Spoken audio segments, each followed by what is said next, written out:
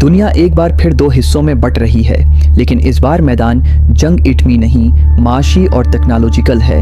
एक तरफ अमेरिका है और दूसरी तरफ चीन। लेकिन चीन अकेला नहीं है। पिछले चंद सालों में चीन ने खामोशी से एक ऐसा नया ब्लॉक तश्कील देना शुरू किया है जो दुनिया की ताकत का तवाज़ुन बदल सकता है।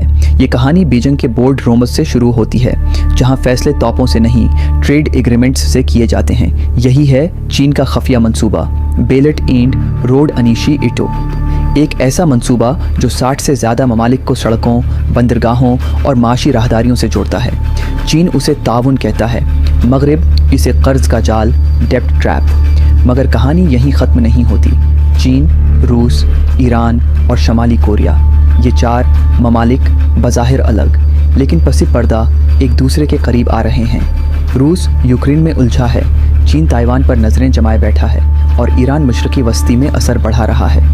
तीनों के मफादात मुख्तलिफ, लेकिन दुश्मन एक, अमेरिका।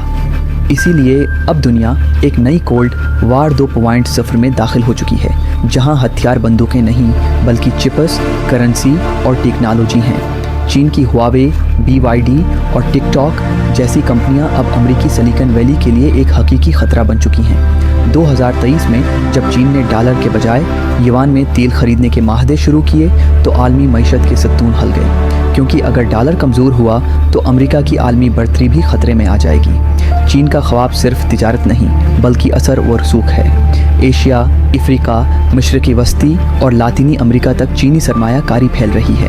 कहीं रेलवे लाइन, कहीं बंदरगाह, कहीं 5G नेटवर्क, हर जगह एक खामोश इनकलाब। लेकिन सवाल ये है, क्या दुनिया एक नए दो क़तबी निज़ाम की तरफ बढ़ रही है?